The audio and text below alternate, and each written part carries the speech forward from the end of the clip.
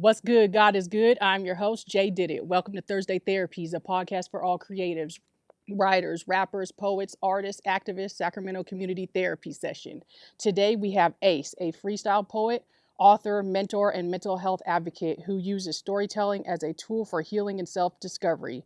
As the creator of an interactive poetry book and guided inner child parenting reflection book, Ace creates intentional spaces for growth, truth, and emotional accountability. With a lifelong background in mentoring youth, coaching sports, and supporting community development, Ace's work is rooted in lived experiences through upcoming projects like Flirting With My Healing. Ace continues to challenge surface level healing by offering real, reflective processes. As the visionary behind Poverty into Poetry, Ace is building a movement that transforms pain into purpose, one story at a time. Welcome to Thursday Therapies. Man, I ain't never felt understood until right now. Hey. I appreciate you. Yes, Hello. yes. Thank you so much for coming on Thursday Therapies. I love your work. I love everything about you. I'm so glad that you were able to come on. Thank you so much. How are you doing? I'm doing phenomenal, honestly. Yes, I you are. am. I was more than excited. Like, we done did the Million Man March together. That's So right. like for you to just be like, Ace, you got time. I'm gonna make that time. I got that time. appreciate you for that. Anytime I got I that time for you. appreciate you for that. Yes, yes, yes, yes. So, as you know, Thursday Therapies is a podcast bringing awareness to mental health, one story at a time, letting the world see who Ace is and see your journey through your lens and your story, just bringing more awareness to mental health. I want to ask you some questions and let the world get to know who you are. Of course. Yes, yes, yes. So, where are you from? Where did you grow up? What was your environment like? Man. Y'all ever had like this accidental placement? I feel like I'm supposed to be born in LA, but my grandma was needing some help, so I ended up being born in Stockton, California. So I'm from the hood though, like the hood. Environment though, it was loving but uncanny. It was in the most respected way. My mom always did what she had to.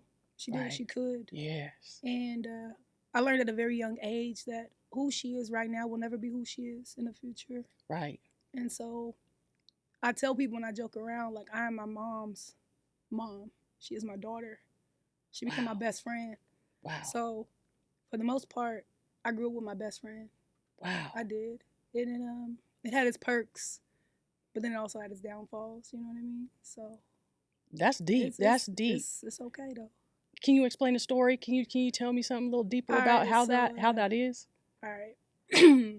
I think, in my opinion, a lot of women, when a father is misplaced, whether they leave, whether they pass, or whether things just don't work out, they are stuck taking the role of both parenting and forgetting that you'll never be able to feel something that was never in place of you to have, And for me,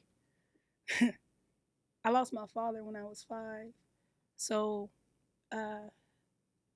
I can just see the shift as I got older, how trying to do everything by herself and still be what it is that she needed to be. Not understanding what she needed to be, but just understanding that she had me. You know what I mean?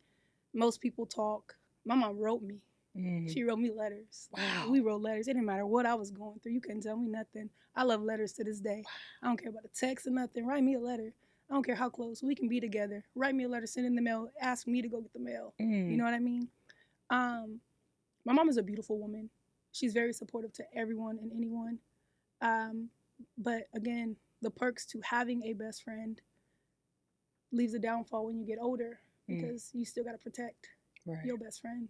And to be a teenager, it should often be the other way around. It should be, well, hey, let me go to your game. Let me go do this. Let me do this. But as most people know, when the woman has to carry the world on her back, it don't leave spaces for you to travel countries. It don't leave spaces for you to travel cities. It leaves spaces for Band-Aids, wound care, and Neosporin if you got it. So the small moments, I had to catch them. I had to gather them. And though she's big on family, I had to be big on protecting what she had with me because all I got is her, So I kind of watched her raise herself while I raised me raising her because I realized that I was what she was living for, and then I ended up with a sister and a brother, And it just, not to downfall on anybody else, but it still left me feeling like I was out by myself. So, I still got to keep my head up. Wow, that was deep. That was deep. Oh my goodness. Thank you for sharing that. I get what you're saying. I totally get what you're saying. I feel the same with my mom, I definitely do. Rest, as she rests in peace. Okay, so who played a role in raising you or influencing you? Ooh, let me not even lie to you. Let me not lie to you. Which age you want to start at? Cause like, Let's say man, okay, look, early teens. early teens. Okay, there's this lady, right? I don't know where she at in life now, so her business is respectfully gonna be shared. Lady was straight all red gang member. Lived next door to us. Promise you, I was like maybe 7th or 8th grade. She was like, "You want to babysit my kids?" This woman had 5 kids, 5, not one, not two, but 5. And I'm like, me? Okay, sure. She had a sister who lived there too, but she was like, "Did you want to?" And I was like, "Yeah, okay." Um, and she was like, "Here's $100. This for me?" This. Okay. She was like, "Don't spend it on nobody else, no one." And I'm sitting here like, how you know where I spend my money? Like what you seeing that I don't? And I did. I spent it on somebody else. I did. I did. And this is when I knew she was the lady she was. She said, "Didn't I tell you, Ace, not to spend that money on nobody else?" And gave me another $100.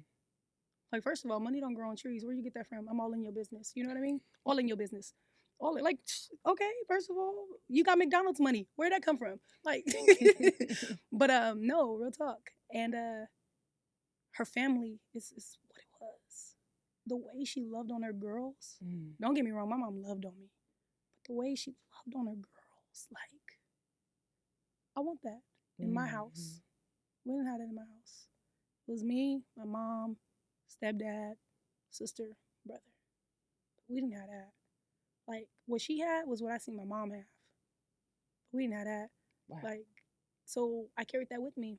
I was getting kicked out of schools, but I carried it with me. And I would get kicked out of schools because I wanted my mom's attention. Right. You know what I mean? Like, I knew exactly what I was doing when I was doing it. I knew why I was getting in trouble. It wasn't I don't know. I would tell you, I want your attention. Why you keep doing I want your attention. Like, how much more you want me to tell you? I want your attention. Cop car, your attention. Yeah. Probation, your attention. You're not listening to me. And when I got a little older, run away, jumped the fence, ran into a lady who was like, "You want to babysit my kids?" Oh, okay. This lady felt like family. Still to this day, this lady be like, "Thank you to my mom for letting your daughter be a part of my life because she changed me." I mean, I changed myself because I wanted what they had. That's right. You know what I mean? Like, you never know who you never know who's going to be influencing you. You never know. And I allow myself to be influenced. No one will ever make me do anything I don't want to do. That part. I don't care how old I was. I don't allow myself to have excuses to why I can't do something. That part. I'm gonna tell you, I don't want to do it. I thought about doing it, but I was too lazy to do it. Right. I could do, but I don't feel like I'm capable right now. You can help me, or I'm just gonna dismiss it and you respectfully. But I wanted what they had. I wanted what my mom had, but she was busy being a mom for everyone else. Right. And making sure we had a roof over our head.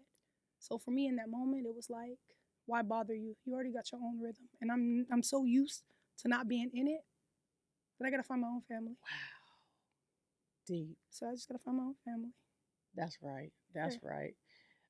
That is so right. So when did you first feel called to be a mentor or a guide? Look, I don't know who my mom thought I was. But you couldn't tell me why you getting in trouble. You couldn't tell me nothing.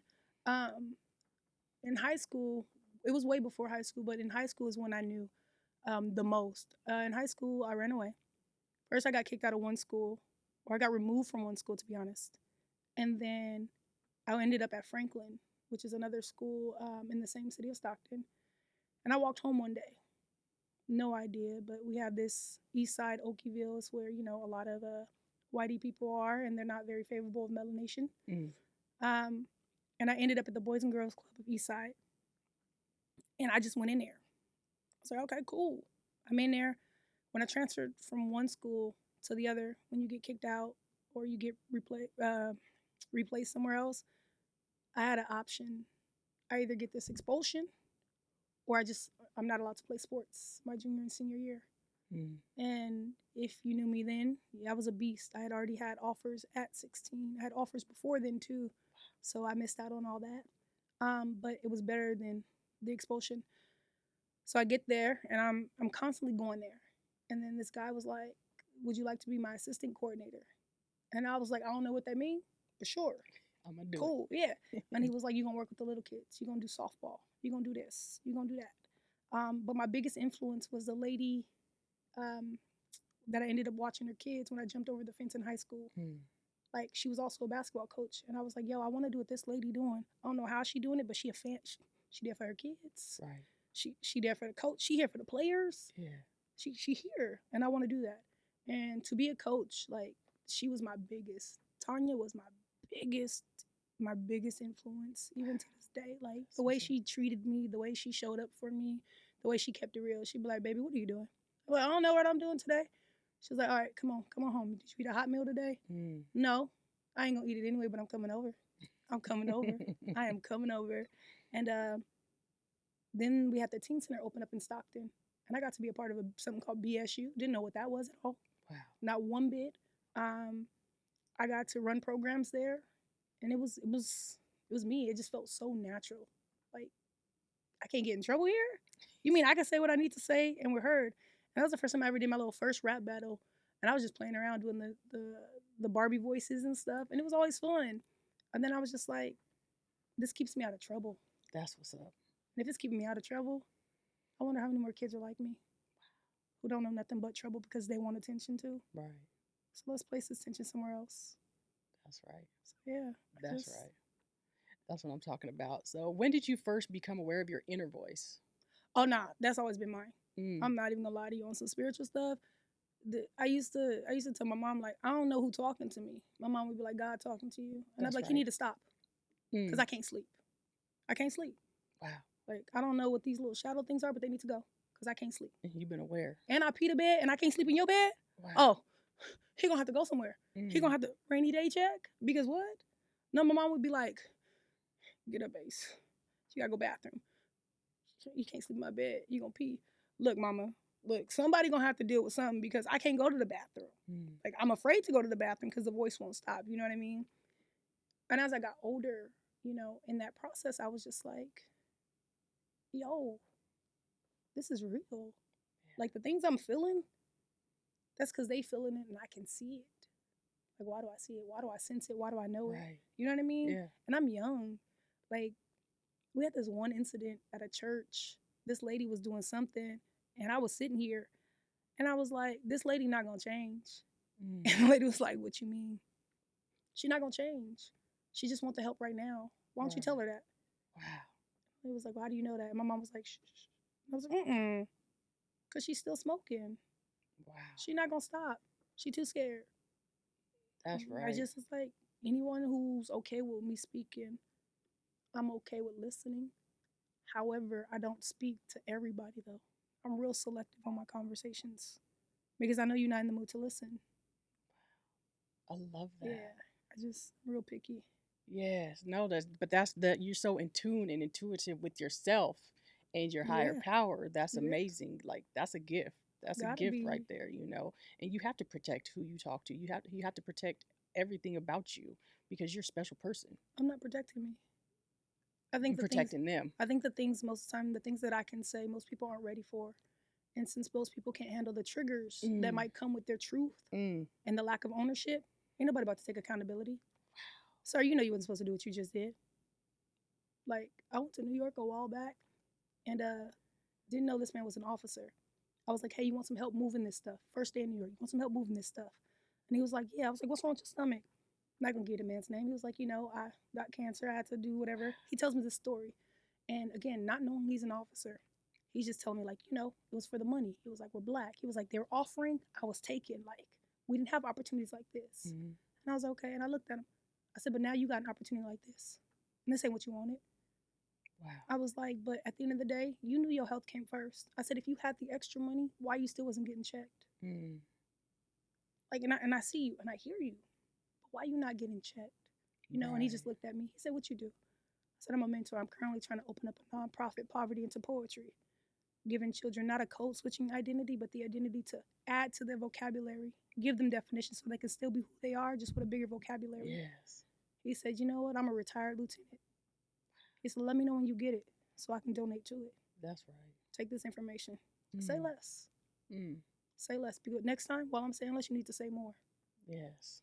Take care of That's a yourself. gift. Take care of yourself. That's what we're doing." Yes. Please check yourself. Check your health. We're Please check yourself. Check your health. gonna put that on the Yes. shirt. Check Yes. yourself. Check your health. It is. Yes. Yes. So, thank you for sharing that. Wow. I understand that too because I kind of got a little bit of that too. My mom would always tell me to be quiet, shut up, stop telling people about themselves because they're not ready to hear it. Because I would always speak the truth. And she was just like, you can't keep going around telling people that. But I'm like, that's Nah, just who I am. I can't water myself why down not? for who I am, you know? My mom, honestly, no matter what distance, she has never told me. That is one thing she has never said. Like Mm, if I get into it, like even as a little kid, if I get into it as a kid with another adult, my mom and you go tell me, mom will be like, "What'd you say to her first?" yeah. Because she ain't gonna say nothing to you unless you say something to her first, and she's not gonna be disrespectful. Like I will always let people know my mama did not play Yeah. when it came about me speaking my mind and my voice. Yep. I was shut up where Mm, one because I don't talk to everybody, right. especially as a little kid. I'm very Right. selective, so my Yeah. mom knew. Like no, she didn't. Yeah. And then I told her myself anyway, so it didn't matter. And mama, I picked her up, I dropped her, I kicked her in the head, and I ran. Man. And mom be like, "You touch my baby, it's gonna be me and you." Well, get me now. Like, so Yeah, but I'm just saying, like, I understand that, you speak the truth, you speak what's up, you speak what you see, and you have that gift, and I understand that, and I get I you. appreciate I that. get you. So, what did support or lack thereof look like for you growing up? It looked like everything. Mm. Like I failed, and I kept failing, and I kept failing, not intentionally, but because you was all like because I always found myself trying new things. Failure was bound to happen. Mm. Like, how am I gonna get it? I'm not gonna get good at anything until I keep failing. So I Right. failed, and then I failed some more, and I failed at even more things. Whether it was something positive, whether it was something negative, whether I didn't want to live, whether I didn't want to breathe a certain way, Mm. whether I didn't want to be around someone. I always told myself to do whatever it is that I needed to do in those moments, you know. And don't get me wrong, they weren't always right, but damn it, they weren't wrong either. Right. They were not wrong. It it led me to where I am now. And if I had to say I regret some of the things in growing up of what was right and wrong, I'd say no. Like I enjoy even now, even if I got to struggle now, I enjoy the faces I run into. Right. They add to my resume of Yeah. interest. They add to my resume of emotion. They add to my resume of understanding. That's right. And it's everything but nothing at the same time. Right. Because you have to live through that to You get to where got to. you at. You You got. I have gotta to. The fail, good, the fail, and bad, fail the some ugly, more. all of that. Yeah, Yeah. and it ain't easy. It It ain't. ain't easy. I So, got a tribe last year. When I tell you I've never had a tribe before, mm, oh, I owe everything to them. that's what's up. Like to Vina, to Melly, to Bestie. Like I owe everything to Harmony, to Karima, Lanes too. That's beautiful. That's That's a that's blessing. It that's definitely tribe. is. I get that. That's Can't what tell they me always nothing say. about Find them. your tribe. Find your tribe. Can't Yes. tell me nothing. There'll never be a regret for that. I love that. I love that. So, how did your early experiences shape how you show up today? I was a fighter. Look, let me tell you, I was a fighter. I'm not about to lie to nobody. And I didn't know what a car note was, right, when I was younger. So there was one time I would walk down the street punching people windows out, Mm, blood all on my hands. mm, And I was angry. I didn't want to hit nobody. And I didn't know the damage I was doing to people's cars. right. First of all, I didn't know a window cost $200 and something. So I shout out to all those people I broke your windows to. I apologize. Real talk. But Forgiveness. yeah, right. Yes. Um, Amends. Yes. I didn't know. I didn't know. I didn't want to hit anyone. I didn't want hurt. My mom lived a lot through DV. Mm, She did, and that was why I was her biggest protector. But in the same breath, I ended up finding myself in those same situations, yeah. and they weren't big. They weren't big, but they were so minimum to the point like, ooh, I don't want that. That was never the type of love I wanted. I Mm, don't want that. That ain't what I need. Not one bit. So I had I had to find out how to control anger because I wasn't angry. Mm. I just wanted her attention. And wanting her attention led to unresolved feelings because no matter who I shared it with, she was the only one to be able to solve it. Then I had to get to a point where, like, you're not going to solve this feeling because it's not something that you're worried about. Yeah. So now I got to let it go. Mm. I gotta let it go. I can't sit up here and hold on to something if no one else is worried about it. Wow. So, I got to run through the emotions, which is Yeah. back to that failure. I had to run through these emotions. Yeah. And you said that She got to you went fail. through DV Yeah. and they weren't big, but any type of DV is big. Yeah. It is big. No matter how small it is, it's Yeah. big and it Yeah. means a lot. And I realized that again through my tribe. I was sitting there just like, yo. And then one day I had one too many drinks and I was sitting on the bed. This is last year, towards the end of the last year before we got into this year. And I looked at my friend and I was just like, yo, I'm a survivor of domestic violence. Mm. And I sat there like, here I am giving grace. Here I am being emotionally intelligent. And I'm emotionally abusing myself and unaware of it. Mm-hmm. Or I'm aware of it, but made it okay because I alone was like, hey, I stayed from my mom. Let me stay here. Let me let you know this ain't what you got to do. Let me know this ain't it. Mm. And then eventually the victim became the villain. On some real shit, the victim became the villain. Mental health got out of me. I checked out a few times, and the one I loved became my problem. Yeah.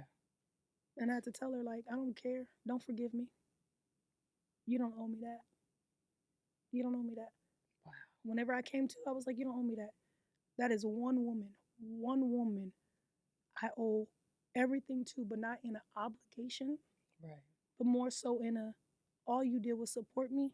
And because I didn't know anything healthy, I just knew chaos. I wanted healthy.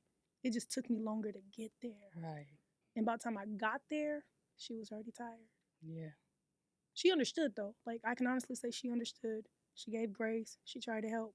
But she got tired. Wow. And I'll forever apologize by keeping my space. Yeah, you got to protect it. Yeah, by letting her live, by letting her be happy, by making sure that if we run into each other, it'll never be that, it'll be that, I see you, but keep walking. We ain't got to speak. Not in a negative way, though. Right. But yeah, no. Yeah, no, I get that. And it happens like that, too. It does happen like that. Sometimes you, like you said, you turn into what you take, unintentionally. You unintentionally. know what I mean? Sometimes you have to protect yourself at some point, but then sometimes, we put out there, we all have, those sides. There's one side, there's the other side. So. I think we get there, in my opinion, we get there when we finally get someone we deserve and don't know we deserve it. Right. We do. Because if you really focus on all these stories that people tell, they be like, yeah, I had this one I loved. I had this one I loved. I had this one I loved. But this one right here, she took everything from me, or he took everything from me in a positive way, though. Like, you know what I mean? Like, they supported me. And if you just really sit there and reflect, it's just like, damn, that was healthy. Right. They were healthy. Right. And not many people get to realize that ahead of time, you know what I mean? Like, I was already ahead of the game. I'd already be like, hey, go to therapy with me. Can you show up in my therapy appointment today? Mm-hmm. She'd be like, yeah, sure That's can. Right. Sure can. That's like, right. I would, I'd be like, I appreciate you. I do. I appreciate you. That's right. So, we have our moments. Thank you for sharing that. Of Thank course. you for being so vulnerable. Yes, yes. Of course. So when did you realize healing was something that you needed to pursue? Oh, all the time. All the time. All the time. There's never not a moment. Even when we apologize, even when we forgive, even when we make a mistake, that's still healing. Right, right. All the time. That's all the time. All the time. No one can stop you from evolving but you. Right. But you got to get out of your ego. You got to get out of your pride. The only pride you need to have is the one you supporting somebody from picking themselves up. But that's right. Don't go hurting on yourself, baby. Don't do that. Every day is healing. Every day you got you got there's good days, there's bad days, but every day you got to learn something. You got to learn and be better than who you were yesterday every single day. And that's growth. That's real growth. That's part of the human experience that we love. You can always get up and make something better, make yourself greater. each And day. can. And can. So, what does healing honestly look like for you right now? What does it look like for me? Showing up. That's right. Like, it's showing up for those who don't know what it feels like to have consistency. Someone once told me that, Ace, you say you're going to do something, but then you don't do it, right? And I try to explain to them as others, if you ask me to do something, right? If you say, I say, Jamie, I'm going to give you some flowers, right? And then I realize, y'all, this ain't real story, it's hypothetical. And say your person is not okay with the interaction of you hanging out with LGBTQ, okay? Now I still want to give you those flowers, right? But now I'm hesitant on them because if I give them to you, I don't want problems between us and you can't hang out with me anymore. So now I look like I reneged on my word. But in reality, how I heal in the process is I got to constantly think about everybody. Most of my friends are straight. Most of my friends are in relationships. So if I want to do something for them, I'll be like, hey, ask your partner if it's cool. I don't want no problems. Right. Ask your partner this. Or I'll do one even better. I'll get your partner in you something. But sometimes I feel like that's unfair because I don't know your partner. Not in a negative way, but like if you help me get through an ideation moment, I need to be able to thank you. But I don't control people's insecurities. Right. So a lot of the times I got to be consistent. And then I got to decide if I'm going to deal with the consequence of whoever the person is. And I lose a lot of friends like that. Yeah. I lose a lot just being me because I'm over generous. Yeah. How do you be consistent in healing for yourself? That's how. Just I keep showing up for other people. I keep showing up because when I'm showing up for other people, it lets me know I'm showing up for me. That's right. Because I don't believe that hurt people hurt people. I think hurt people can heal people from the hurt if they want to be healed from their hurting. Yes. And when I'm hurt, I'm going to give you flowers all day. Yes. All day. Ooh, y'all, I'm having a bad day, but let me tell you what I thought about you today. Let me tell you why. Because you did something great, and I'm proud of you. That's right. Because in your down moments, you picked yourself up. I don't know how you did it, but now I'm down, and I want to pick you up again because I feel like picking you up is going to pick me up. And that's good to me. Yeah. That's good to me. Keep putting positivity into the world. world. I'm out there saying thank you. I'm having a bad day, so I'm about to go out here and say thank you to everybody. You reciprocate what you put out there. I'm saying thank you. Absolutely. Yes. Thank you. Yes. I love that. I love that. So how do you define your relationship with your inner child today? Oh, look. Hey. Let me tell you. I will go jobs too. I tell you, when in the interview, this lady told me she worked for the what is it called? The I'm not even sure what it's called, but it's for the women who are recidivism coalition. Yeah, her, the lady there. She asked me a question and she was just like, what is something that an employer needs from you? Oh, they have to accept my inner child. That's right. Because if I can't be me fully, I can't get my job done. I love that. I can't get my job done. I love that. She was like, I ain't never had anyone. You hear that, y'all? To listen to that, Jim. Take your inner child with you everywhere. It got to go everywhere. Yes. Because one, if I can't laugh with you, then what am I doing? Right. What am I doing? You want me to just be like, hey, it was a hard day. No, man, we're just not going to do that. I need to be able to allow my inner child to be in my work, to be in my relationship, to be in my home. That's right. I have to. That's right. Because if I lose that, then I lose me. Absolutely. 100%. I don't have time. I don't have time to fight me. That's what I'm talking about. I don't have time to fight me. They fight me. Because if you fighting you, then you're going to be fighting the world. And then, I get that. Then I'll be hiding out everywhere. Because the fight you done been in last week. Yeah, that's right. That's right. So what has taken your own kindness for weakness mean in your journey? Oh, for this book that I told, let me tell you. All right, listen. Jamie, listen. You know how people be like, dang, they over here taking my kindness for weakness, right? But on some real stuff, you your biggest problem. That's right. So I've been flirting with my healing and taking my own kindness for weakness. Like, when did I stop believing in myself? Not necessarily, the book is not necessarily for me, though. It will be a part of me, but it's a bunch of yes and no questions. I have this poem in there. It's called Code Switch, right? I wrote it. Well, I didn't write it originally. What I did was I verbalized it out loud and was like, record. And then I wrote it. It's saying that we are so nice to everyone else, right? We got all this. Oh, I want this friendship. Do you want the friendship or you want the things that come with it? Right. Oh, I want this job. Do you want the job just for the money or do you want the job because it's part of your passion? Like, that's you flirting with your healing because you putting yourself in a position you really don't want. And I know we gotta live. Don't get me wrong. I know we gotta live. But sometimes you still gotta find something you find passion in. That's right. And you gonna keep flirting with your healing because your ego taking over, and your friendship because you can't say sorry because you was wrong, or you too afraid to do something. And so you taking your own kindness for weakness because you missing out on you, avoiding everybody else. Right. The mirror is reflective for a reason. Yes.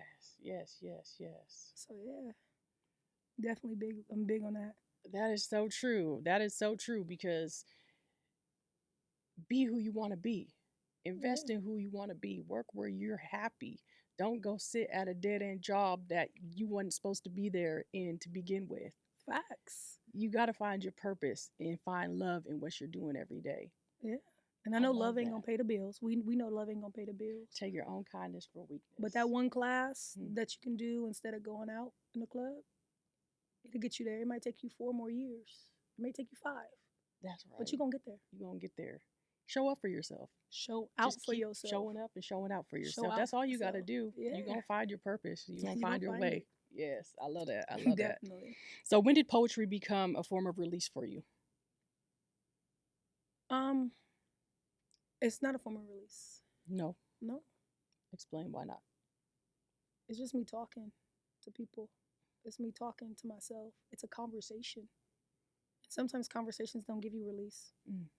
They just give you perspective. Okay. And it's a compass perspective. Because sometimes I don't want to argue with myself out loud. Sometimes I want to argue with myself on paper so I can read the dumb stuff I just said to myself and see if I still agree with it. And then be like, I know you didn't write that. And then be like, yeah, girl, I wrote that. Twin, that ain't gonna work for you. These pills might. Nah, that ain't good. That didn't help you last time. Yeah, but this cutting wheel, no, that didn't help you either. Why don't you go ask for help? I don't want it today. Why don't you want it today? And that becomes a whole poem. It becomes a whole piece. I didn't want the help because the last person didn't show up. I didn't want the help because the last person left. But the last person might not be the next person. And so it's a conversation with if I want this to happen or if I don't. Right. And a lot of the times we take it as poetry being a release. I'm still hurt after that conversation. I ain't released shit. You gonna hurt? Yeah, I get that. You gonna hurt, but do you feel like it's a release, putting out something into the world that can help heal other people? No, because I don't know if it heals. Now, if I gave you a poem right now, and you say, Ace, that did something to me, that fixed a piece of me that I didn't know I needed to reflect on, then yeah, I got you. Yeah, absolutely. But most people say, oh, I like that piece. That was different. What was different about it? I don't know. I can't put my finger on it. Then what we release? We didn't release nothing. I just gave you a bunch of words from a dictionary and put them all together differently. But it's healing, and it's healing for you. It's healing for me, and I respect it. So it's a release for I us. hear your stuff, and then it puts my life into perspective, like things in my mind and life into perspective, into a different perspective, because I get to see shit through my eyes, but then I get to hear it through your mouth. See? And it clicks. But see, not everybody have conversations like that, right? So then I don't get the, you know what I mean? Yeah. And then I don't get the release, but then we get a conversation. You get what I'm saying? So I don't know if it releases or reaches people like that. You know what I mean? So for me, it's a conversation. I love it. They're conversation starters. They are conversation starters. So a lot of and that's the whole point is conversation is to release your true inner feelings. No, they don't to get it out. Yeah. They're not always my inner feelings. Okay. But I do finish people's poems like on the internet when they be like, Ace, finish this poem for me. And I'm like, all right, let's do it. And I just be sitting there like, okay, cool. What'd you say? That's okay, I got you. And I finish it. And then I go back to doing what I'm doing. That's amazing. It's just conversation. I just talk to you. You talk to me in a different way, and I just respond the same way you talk to me. That's right. I'm going to mimic you. I'm going to give you whatever you want. You sure do. Mm-hmm. I get that. Yes, you are a special person. Yes, you are. I love it. I love it from the beginning. Yes. So what inspired your books and their interactive nature? I don't have an author in my family, and I wanted to be one. I wanted to tell myself I can do something that ain't no one else did in my family. That's right. That's just what it was. That's right. I wanted to tell myself I can print something. I can publish something. And no one else in my family did it. And then when my son be like, Mama, you did that? I said, yeah, but I did it because didn't no one else do it in our family. That's right. So, yeah. And that's important to me. That's very important. And I love that about you. Yeah. I keep learning everything about you. That's why I tell everybody, every time I get to meet people out there in the community, I bring them on Thursday Therapies and I get to learn so much more about them. And everybody else out there, the listeners and viewers get to too. So it's dope because I never knew that. Like you got so many different facets to you. Like you're so many different things. Tomorrow you're going to be something new. And I already know it. And that's what life is about. Find your purpose and pursue it. Facts. Pursue it for sure. I So, agree. how do you balance truth telling with vulnerability in your works? I don't think I balance anything. I'm not gonna lie to you. Let's keep that solid. Like, I don't. If I'm talking to someone, let's use my bestest friend. If I'm talking to my bestest friend, I'd be like, Lanes. She'd be like, what, Ace? Are you trying to listen to me right now before I say something? Or are you just gonna have an attitude? And she'd be like, I'm gonna have an attitude, but say it. Cool. How much can I say right now? Like, let me know. Because I'm about to read you for filth. You know, and I'll start. And it'll be playful because I gotta help adjust her a little bit. You know what I mean? She's like, why are you talking to me like that? And I'd be like, fine. Okay, but listen. And then we'll start talking, you know what I mean? And by the time we're done with the conversation, it'll be more so, I didn't know that. Like, I didn't look at it like that. I didn't have to do this before. Like, this is new to me. And I'd be like, you know what? Don't even trip. I'm going to support you while you go through it. Yeah. We all good. I'm going to support you while you go through it. And there's no balance in failure. Just like there's not always balance in success. Right. Because sometimes she might not want to hear it today. She might not want to hear 30 minutes from her being okay with hearing it earlier. Right. She might not. She might feel a little different. And so to say balance, it's impulsive. It's impulsive healing. You're going to heal when you want to. You're going to heal how you want to.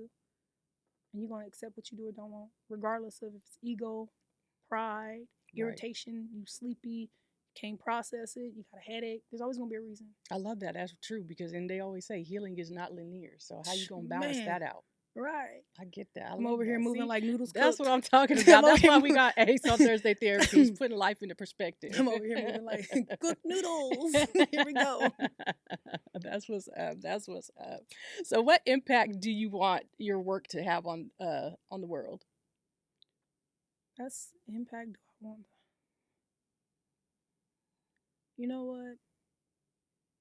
I don't know if it's an impact or not, but I want people to be okay with themselves. That's right. I want them to be okay with transparency. I want them to be okay with rejection, even if it's minimal. Right. It's okay. Hey, you know what? I'm not feeling this today. I'm going to take a step back. That's right. And a lot of times I do that, and I don't mean it with harm. Sometimes I do, but most of the time I don't. I'm like, no, I'm not with it. But a lot of the times I want to be in a space where people aren't perfect, but they're transparent. I don't want honesty. Right. I don't want to have to ask you constantly how you feeling. I want so much safety, so much vulnerability, so much transparency that you're going to be like, Ace, I know I showed up for you today, but I'm not going to do too much talking. Right. Because I showed up with intention, but I don't have effort. Cool. And my response should be, all right, stick behind me today. You ain't got to walk side by side or in front of me. I got you. I'll do the talking. You mind if I use your voice for today? So when people speak, you know what? She ain't feeling too good. I got you. What are the questions you need answered? You know what I mean? And if that means that people hang around me and they become transparent, or if they're already transparent, then I'm being around the people who I need to be around. Because I don't need you to change for me. Right. I just want you to be who you are. And if you're authentic and you're transparent, you can't argue with transparency, baby, because you're being exactly who you are. I don't care how loud, how low, how quiet. Even a liar is transparent. Right. Baby, I know you're going to steal. I already put my things away before you came in here. You not mad? No. Before I invited you over, I already knew I had to lock that up. That's right. Don't even trip. We know who you are. I know who you are. I don't expect you to change. I just know you're going to take my change. But I got you. But I got you. I got you. I got you. I don't want you to change, baby. But I got you. However, if you evolve and you be like, no, for real, I got a student. Look, I got a student. I be talking to his grandma. We be counting. She be like, Ace. I'd be like, Yes. And I'd be like to the student, I'd be like, listen, all you gotta do is talk to me. And he'd be like, Coach Ace. I'd be like, what's up? I was gonna steal that today, but I thought about asking you. Right. I said, yeah, because you know, if you come out of my classroom, we're gonna have a problem. He was like, no, that too. But I was okay with if you told me no today. He was like, you know what I mean? And he's a 5th grader. Yes. And I love this kid to death. I mean, I ain't gonna tell him that, but I love this kid to death because he tries. Right. He tries. But the biggest thing he does is he fails constantly because he does try. Yes. And he'll be like, I had a hard day today. I did take that. I'm gonna just go give it to you before you follow me. Oh, okay, cool. Bring it back. But you can't come in my classroom. Like, he didn't take it from me, but I also gotta advocate for the people he stole it from. Right. So now I gotta be like, dang, dog, you can't walk in this classroom. I can't let you enjoy anything in here. Like, sit outside the door for a second, dog. I love it. You have an amazing job. You have an amazing. I mean, mentoring and being around kids. It takes. I got an amazing principal. Amazing person to do that. And I got an amazing principal. When I tell you, who believes in you. Not even believe. This woman is like, when she met me, whatever it was, she was just like, whatever you need, you got it. That's right. You got it. That's right. Caucasian lady. Like, she told me her whole purpose. And she was like, whatever you got, I got that. I love that. You can't tell me nothing about that woman. Like, that's the way she supports me and my staff that we have. And you deserve it too. Yeah, you deserve it. You deserve it. Left, right, up, down. Yes. In the workplace, even for the program that I work for, my supervisor just as supportive. Like, I don't have to lie. I don't have to be anything less than me. I'd be like, before you do this, can you take your professional hat off real quick? I got to tell you something. I had a hard day, and I need to tell you what I did today. And then you can put your professional hat on, and then you can tell me how much trouble I'm in. Yes. But first, I need you to take that off real quick. Ooh, you know what I mean? Yeah. I understand the difference, and you still got to do your job at the end of the day. It's hard to have a job like that. Yeah, and you know what? It ain't even about the pay. Right. It's not. It never is. It ain't. I'll take a second job any day. Right. Cause that, I'm not gonna find it in that supervisor. Right. Or that principal. Right. And you have purpose. You have purpose in your position, in what you got going on right now. Like, it's bigger than you. Yeah, my lay, my shiny. They work with me. They I love that. Man, I love that. Thank you. Support. Thank you so much. Thank you for blessing Thursday Therapies. Thank you for coming on the show. Thank you for sharing your story. I would like for you to share a piece if you can. I know you freestyle, so I really would love for you to share something. All right. What do you want it to be on? Mental health. All right. Mental health. The camera. All right. Yes. I ain't did this one in a minute. I don't think I ever did this one on camera directly. So hello. There you go. They say Jamie did it, but tell me what she didn't do. Tell me how many excuses have we made before and felt like all we had to get through wasn't enough to get through. Like hanging on the block or wondering which one was your op and if your family and friends were really just exactly who they say they are. Like, you ever send mail without a postage stamp? It never gets anywhere, but you hope that it gets you there, and nowhere still leads to now hearing, how do I make myself clear? Like, how do I ask for help? How do I change the narration or the perspective, or where does my compass sit when I can't sit with myself? See, they said Jamie did it. Did Jamie do it herself? Did Jamie ask for help, or is she here to support everyone else? See, they say realize, recognize, realize, but how many times did we lie, or did we lie there in discomfort, hoping that our heart heals by the mesmerization that most people still don't see? See, no, they say Jamie did it, but did she do it herself? And if you aren't here to survive, then how are you helping your mental health? Peace. That's what I'm talking about. Oh my God, that's what I'm talking about. Freestyle off the dome. No way. I love you. Thank you so much. Much love. Yes, I love her so much. Ace in the building. Yes, yes. Until next time, stay grounded. Check yourself. Check your mental health. Thank you so much. Check your mental health.